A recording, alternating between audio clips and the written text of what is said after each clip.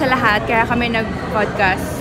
Kasi nasabi naman namin doon na ganun kasi kami as a couple, mag-usap talaga private ayon sa private. So parang gusto lang namin i-share kung gaano ka-deep yung conversation namin pag magkasama kami. Kasi syempre, alam mo yan, ang sarap din kasi mapakinggan ng iba kung ano yung insight namin sa life, ganyan, about sa relationship, ganyan. And gusto lang din namin i-share and para ma-inspire sila kung paano kami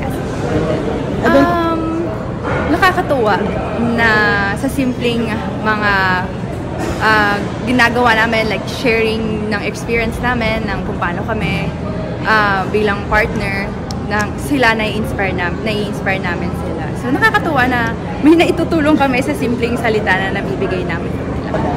Secret, pero madami pa yan.